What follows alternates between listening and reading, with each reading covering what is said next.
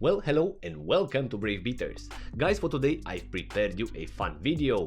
An epic battle between the hyped Rolex Submariner, which is worth around $10,000, versus a micro brand, Dapix Hebros, which is worth around $190.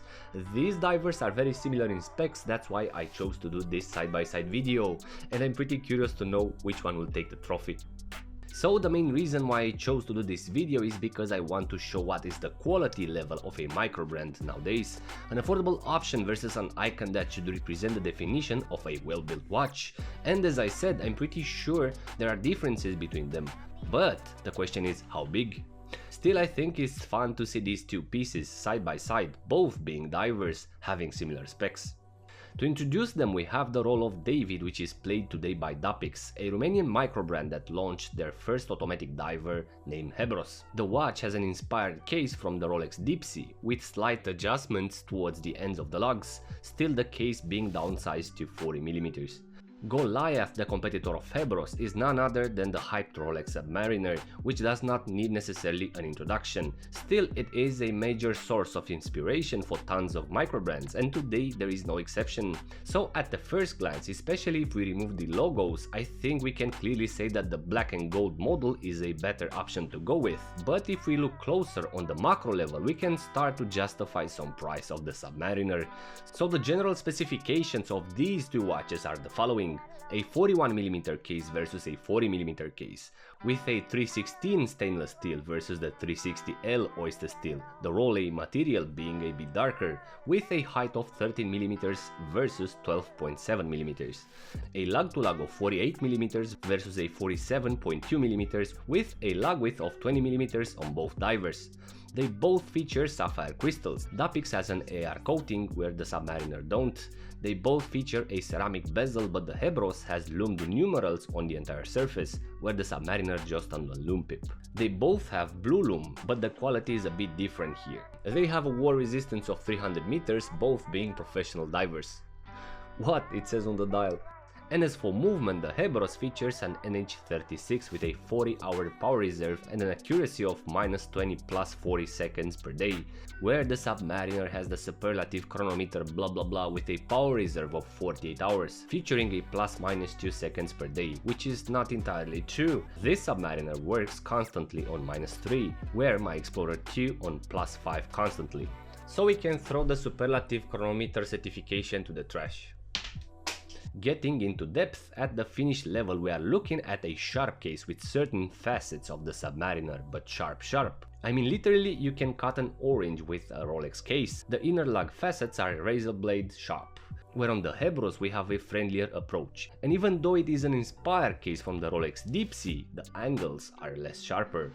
Moving into finishes, the polished facets at the first glance do not reveal a big difference between them, but if we put them on the ideal light, we can spot the difference and the approach used to finish these cases, so we can justify again a bit of the price of the Submariner. And on the case back we have on the Hebros model the logo of a helm with all the general specs of a watch, and overall not a bad case back, where on the Submariner we have nothing. The same finishing as my Explorer, Rolex keeping the serials on the bottom part of the inner chapter ring, or on the lug spacing of the case. So the bracelets of both divers are oyster style, where on the Submariner there is actually a real oyster bracelet with the screw down pins, where on the Hebros we have push pins. The bracelet of the Submariner is thin, succeeding to continue the slim profile of the watch, the bracelet tapering from 20mm towards 16 to the clasp, where the Hebros has a thicker bracelet, again succeeding to continue the higher profile of the case, so the bracelet has 2mm tapered towards the clasp. So guys, if you like this video so far, please consider subscribing to the channel for future episodes, because I'm here weekly posting new updates. Thank you. What I like about the Hebros bracelet, it has a brushed finish, and on top of the links having mirror polish finishes. I think that helps a lot, adding a precious feel to the watch. The clasps are different, the Submariner having more emphasis on the diver's extension feature, having a longer clasp than the Explorer 2 for example, ensuring enough room for the glide lock system where you can pull and adjust the clasp enough to strap it on a wetsuit. where the Hebros has a small clasp signed with the brand and 3 micro adjustment points. However, Dapix offers to this diver an extra rubber strap for underwater adventures. The bezel rotation is an essential part of a diver, so in this regard, the Submariner has an 120 click movement, very crisp, smooth and exact, where the one from the Hebros is not bad either. It puts to shame a lot of divers with its movement, having a 90 click rotating bezel. As I said, both have a polished ceramic bezel insert. The one from the Submariner is very well executed. The Cerachrome insert has the numerals filled either in white gold or platinum for a better durability and looks.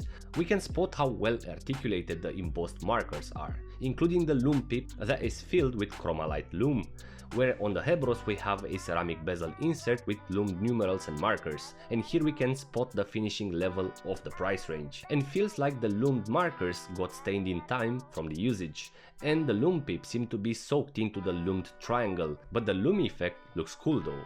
Moving on to the important details of the dial, the Submariner is very well articulated, having a sober design, ensuring enough details to see what you need to see, but not more than that, where the Hebros offers us enough details and contrast to process and filter the essential elements, but that is not necessarily bad. I think it helps the watch in this regard. The deep dark dial of the Submariner makes a great contrast with the markers, and even though it's on a polished finish, the dial does not reflect from the light, and it helps in this regard at the legibility of the watch, because the Rolex Submariner does not have any reflective coating and it catches all the contrasts. It is like a mirror effect. Still, because of the no-date version, the overall layout is very well balanced, where the Hebros dial is matted, having a gradient that starts in grey in the center and transforms to black towards the sides, a great effect that helps the viewer to read the dial from inside towards the exterior of the dial. In this case, the legibility on this diver is helped by the anti-reflective coating with a purple hue. I think the overall Hebros layout is very well balanced with the golden accents that flow constantly on the surface of the watch. The outline of the minute markers looks very well on both divers from the distance. On the macro level, we can spot once again the difference between these two divers. The outline of the markers of the Hebros are thicker than the ones from the Submariner, the sub having the lines that surrounds the markers, thinner, even and better articulated. The hands are very different. The Submariner has the iconic Mercedes hand, the pencil, and the elegant seconds hand with a lume pip.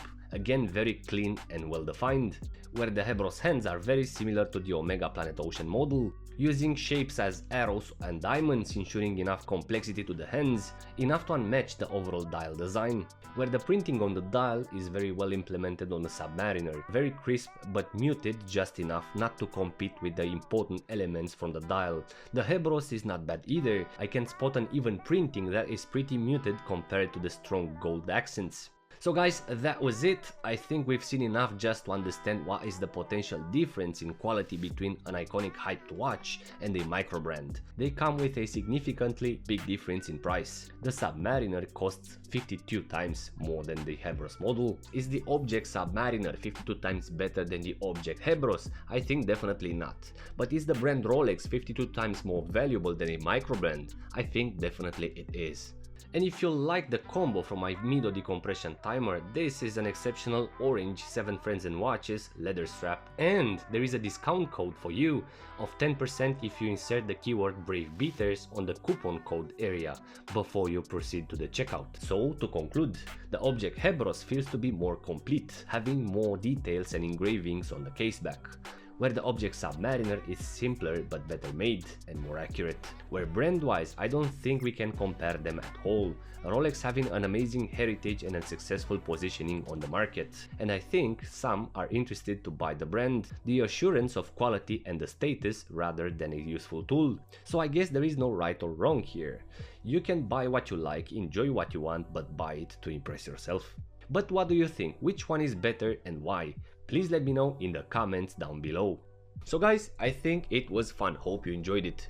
And if you're new to the channel, please consider subscribing for future creative updates. Thank you. And until next time, stay safe.